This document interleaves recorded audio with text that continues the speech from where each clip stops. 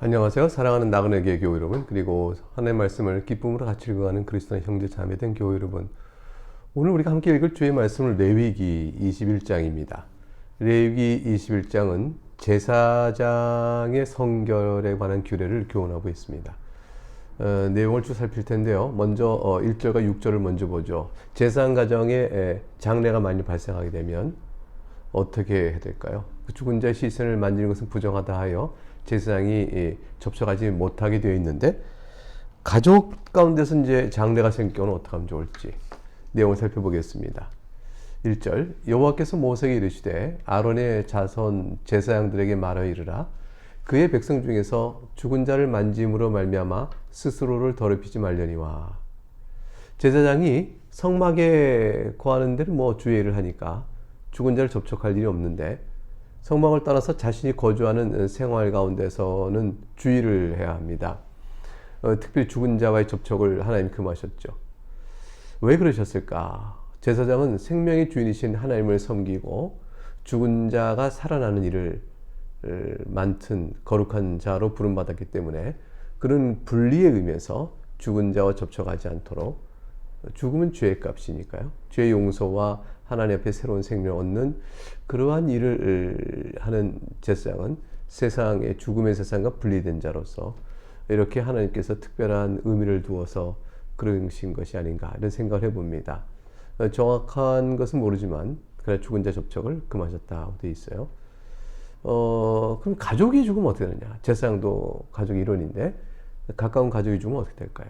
2절부터 보면 그의 살부치인 그의 어머니나 아버지나 그의 아들이나 그의 딸이나 그의 형제나 출가하지 아니한 처녀인 그의 자매로 말미암아서는 몸을 더럽힐 수 있느니라.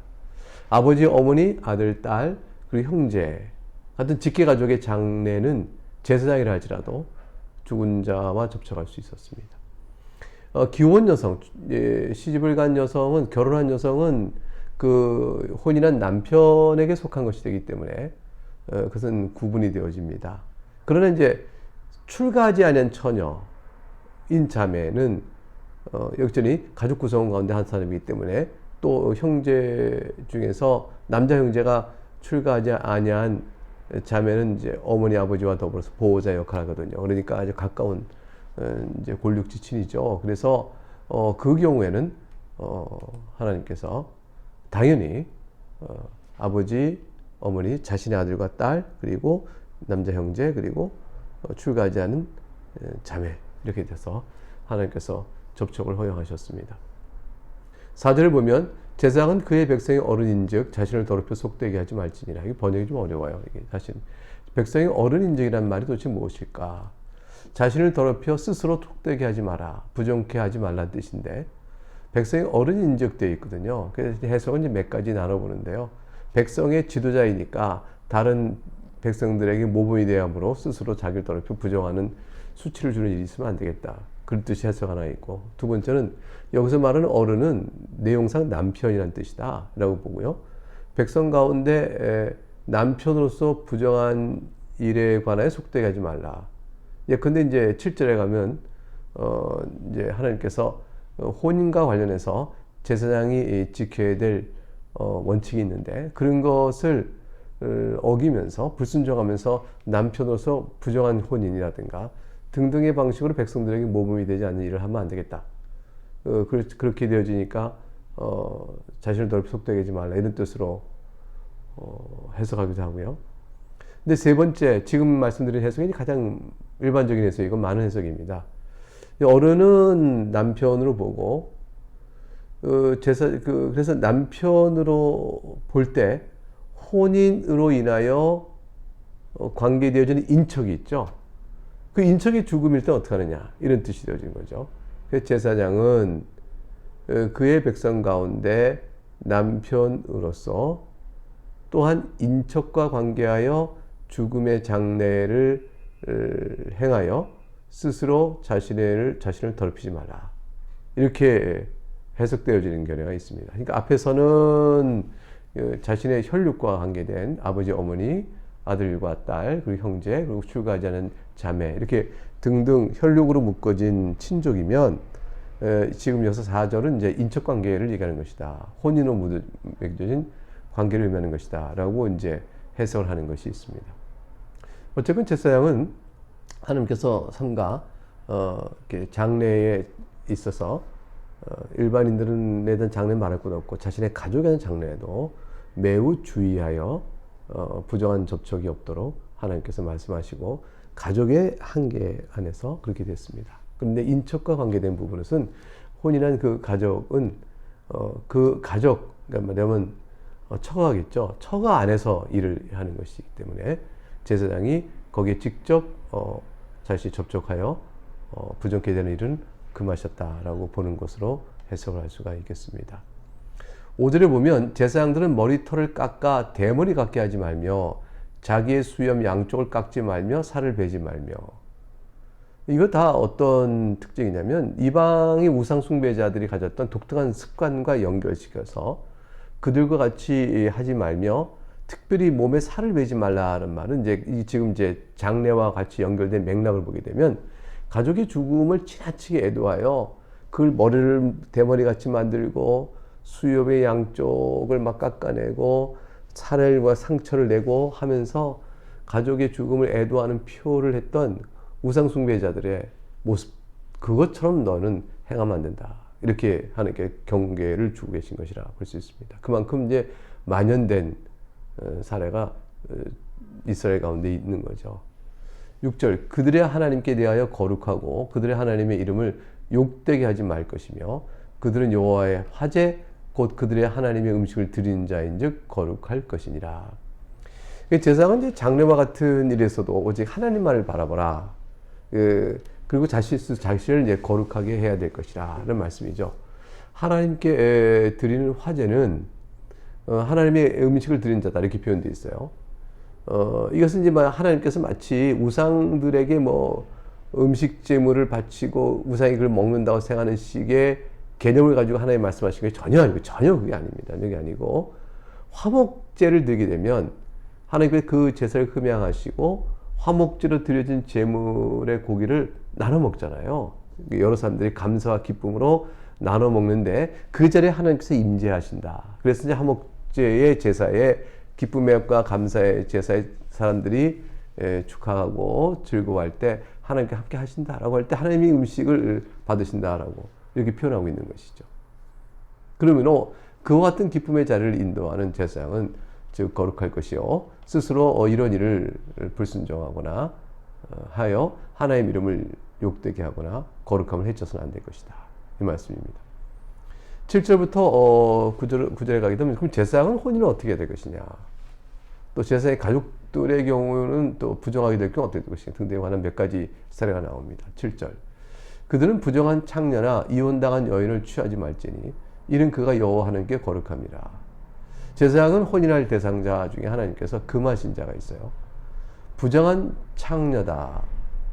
이거는 이제 이때 이 창녀라는 것은 이스라엘 가운데서 또 이방인 가운데 여서 많은 부정한 창녀라는 것은 이방 신절 섬기는 창녀 같은 여자죠. 그러니까 이방 신절 섬기는 여신, 여사제로서 공공연하게 자기들의 종교 우상적 행위 안에서 벌어지는 일종 공창과 같은 창녀죠. 이제 이런 창녀를 안으로 맞거나 그러면 안 된다. 이혼당한 여인이다. 이것은 이혼 자체를 억울하게 쫓겨난 순전한 여인이 있을 수 있죠. 남자가 악하여. 이런 경우를 염두에 둬서 안 된다라고 말씀하는 것보다는 문맥 흐름상 사회적이나 법률적으로나 이혼을 당할 만한 마땅한 이유가 있어서 부정한 사람으로 이제 인정되는 사람. 그런 사람과 제사장을 혼인하지 않도록 하나님께서 말씀하셨어요. 그러니까 이제 제사장을 이제 구분을 하고 계신 거죠. 뚜렷하게 그것들과 구분하고 8절 그 이유를 설명함에 있어서 하나님께서 거룩함이라 하셨는데 8절에 가니까 너는 그를 거룩히 여기라. 제사장이 또한 하나님이 거룩한 즉 제사장도 거룩한 존재로 인정을 돼야 되기 때문입니다. 그는 너의 하나님의 음식을 드림이니라. 너는 그를 거룩히 여기라. 너희를 거룩히 하는 나 여호와는 거룩함이니라 그랬습니다. 9절에 가면 제사장의 딸의 경우가 어떤 상황인지 나와요. 이럴 경우 안 된다는 게 나와요. 9절을 보면 어떤 제사장의 딸이든지 행음하여, 행음이라는 것은 제사장 딸만이 금한 게 아니라 모든 이스라엘 백성에게 다 금하신 건데, 딸이든지 행음하여 자신을 속되게 하면, 이게 자신을 욕되게 하면 이런 뜻인데, 그의 아버지를 욕되게 함이니, 속되게 함이니 욕되게 함이에요. 경멸하는 게 되는 것이니 그를 불사를지라. 이게 어느 정도의 상황이냐면, 전체 흐름 안에서 제사장 딸이 지속적으로 도덕적 악인 행음하는 것도 내용적 포함되어 있지만, 사실 초점은요, 이방 종교의 관습에 따라 제사장의 딸이 그 이방 신전을 섬기는 여사제가 되는 식으로 공창이 되는 걸 말하는 거예요. 신전을 지키는 창기. 그가 되는 일로 제사장의 딸이 만일 넘어가게 되면 이건 아버지의 거룩한 이름, 제사장으로서의 아버지의 거룩함을 욕되게 하는 것이기 때문에 그를 불사를 하고 되어 있어요. 이 불사른다는 말은 이제 산채로 불에 태워라 죽이라는 게 아니고, 그를 돌로 쳐서 죽이고, 그리고 죽은 시신을 땅에 묻지 말고 땅을 더럽히게 되는 걸로 봐서 불살라 없애라 라는 뜻이 되어집니다. 하나님께서 제사장의 딸이 이방신을 섬기는 신전의 창기가 되는 일을 용납하지 않으셨죠. 그러니까 제사장에게 엄히 가족 전체의 거룩성도 명하셨습니다. 대사장의 장례 예식 규례가 10절과 11절. 지금까지 이제 제사장인데 10절은 대제사장에게 옵니다. 보실까요? 자기의 형제 중 관유로 부흥을 받고 위임되어 그 예복을 입은 대제사장은 그의 머리를 풀지 말며 그의 옷을 찢지 말며 11절 어떤 시체에든지 가까이 하지 말지니 그의 부모로 말미암아서도 더러워지게 하지 말며. 이게 무슨 말씀일까요? 앞에서는 제사장의 경우 아버지의 어머니, 아들, 딸, 그 형제, 남자 형제, 그리고 출가하지 않은 여자 자매는 장례를 당하면 예외로 접촉할 수가 있게 되어졌는데, 대제사장의 경우는 부모의 장례로 말면서도 접촉할 수 없다라고 금하셨어요. 어떤 시체든지 가까이 하지 말지니 부모의 시체라도 대제사장을 가까이 하면 안 된다. 머리를 풀지 마라, 옷을 찢지 말라. 머리를 풀거나 옷을 찢는 것은 대제사장의 직분의 부르심을 잠시 동안 내어놓는 거죠. 잠시 동안 이 부모에 대한 과도한 슬픔, 그걸 표현하느라고 관을 씌운 제사장 관도 벗고 머리를 막 풀어버리고 대제사장의 의복도 찢어버리면서 슬픔을 표현하는 것은 하나님이 아니라고 말씀하신 거예요. 왜냐하면 대제사장의 거룩한 부름이 더욱더 중요하고 우선적이거든요. 그러니까 대제사장은 제사장과는 달리 인간적 어떤 형편과 그거를 주님께서 고려하지 않으셨어요. 직분의 부르심에 절대성을 부여하신 겁니다. 그것보다 더 우선적인 부름은 없는 거죠. 그래서 대제사장은 자신과 자신의 가족과 자기와 관련된 어떤 것보다도 하나님으로 향하여 오직 헌신하며 절대적인 헌신을 해야 했습니다. 12절에 그의 성소에서 나오지 말며 그 하나님의 성소를 속되게 하지 마라, 즉 욕되게 하지 마라.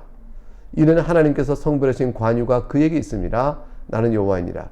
대상 기름 부어 세워진 하나님의 특별하게 거룩하게 구별하신 자요, 그 직분의 절대성 때문에 가족의 장례를 애도하기 위해서 성소에 있다가 나오는 일을 하나님이 하지 말도록 하셨습니다.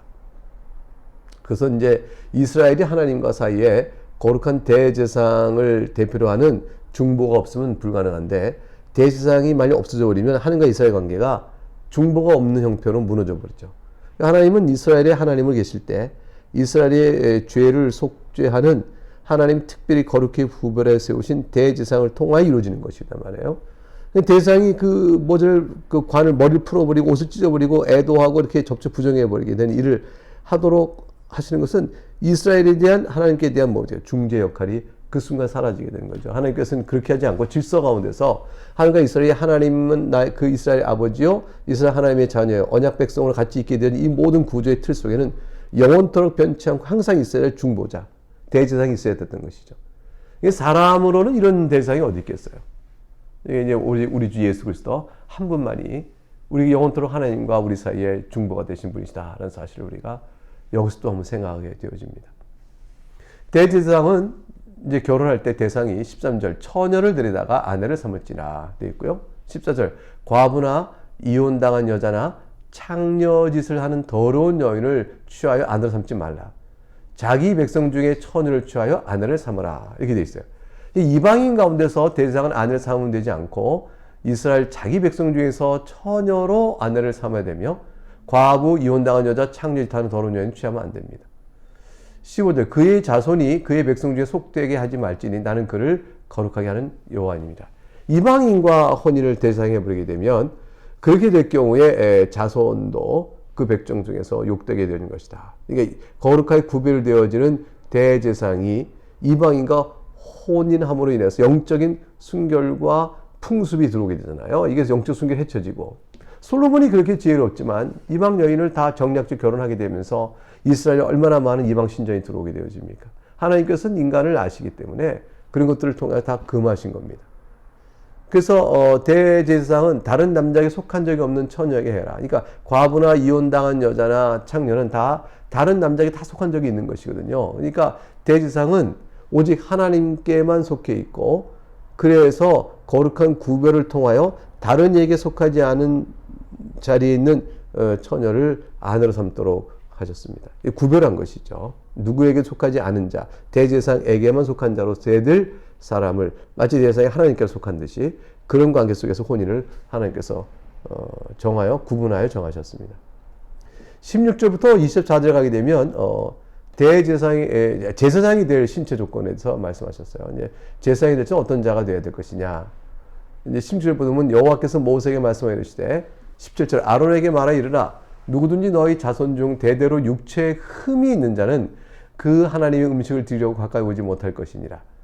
누구든지 흠이 있는 자는 가까이 하지 못할지니 곧 맹인이나 다리 저는 자나 코가 불안한 자나 지체가 더한 자나 발 부러진 자나 손 부러진 자나 등 굽은 자나 키 못 자란 자나 눈에 백막이 있는 자나 습진이나 버짐이 있는 자나 고환 상한 자나 제사장 아론 중에 흠이 있는 자는 나와 여호와께 화제를 드리지 못할지니 그는 흠이 있은즉 나와서 그의 하나님께 음식을 드리지 못하느니라.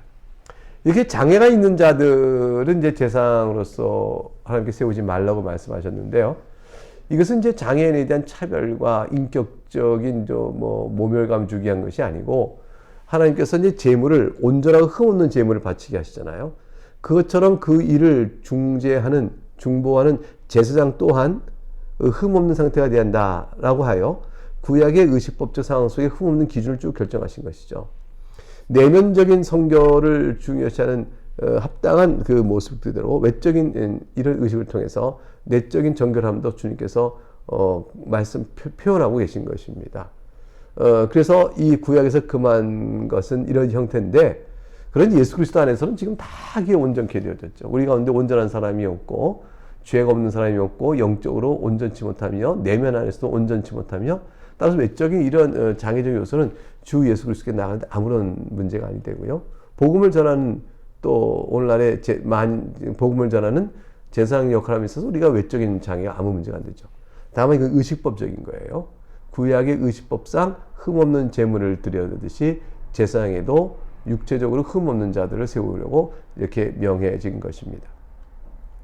그래서 이제 22절에 가게 되면 그는 그의 하나님의 음식이 지성물이든 성물이든 먹을 것이나 휘장 안에 들어가지 못할 것이요 제단에 가까이 하지 못할지니 이는 그가 흠이 있음이니라. 이와 같이 그가 내 성소를 더럽히지 못할 것은 나는 그들을 거룩해 하는 여호와이니라. 제사장의 가족들 가운데서 아론의 자손들 가운데서 육체에 흠이 있는 자는 성소에 들어오지 못하여 제사장 직분을 감당하지 못하게 하셨을 때 지성물 성물이지 먹는 것을 금하지 않으셨어요. 왜냐하면 제사장 가족은 그것을 먹고 살거든요. 그러니까 그것을 먹는 것은 금하지 않으셨으나 직접 휘장 안에 들어가거나 제단에 가까이 나가나 해서 제사장 직분을 행하는 일에 있어서는 저들에게 제한을 두셨습니다. 그리고 23절 하반절 읽으면 이와 같이 그가 내 성소를 더럽히지 못할 것은 나는 그들을 거룩하게 하는 여호와임이니라. 24절 이와 같이 모세가 아론과 그의 아들들과 온 이스라엘 자손에게 말하였더라. 즉 흠없는 제사를 드릴 때 성소를 존귀 여기고 합당히 여기는 것이기 때문에 내 성소를 더럽히지 못할 것은 이렇게 말하는 것은 흠없는 제사장이 흠없는 제물을 드린다. 이것은 이제 결국 우리가 누가 우리에게 흠없는 제물이 되어지며 흠없는 제사를 드릴 수 있는 제사일까요? 그 다음은 뭐죠? 오직 예수 그리스도 한 분인 것입니다. 그리스도 안에서 우리가 하나님께 나아간 영원한 중보가 되시는구나. 그리스도 안에 중보를 발견할 수 있구나 생각하면서 우리의 참된 중보 되신 그리스도께 영광을 돌리는 우리 모두가 되어야겠습니다. 네, 오늘 여기까지 하겠습니다. 감사합니다.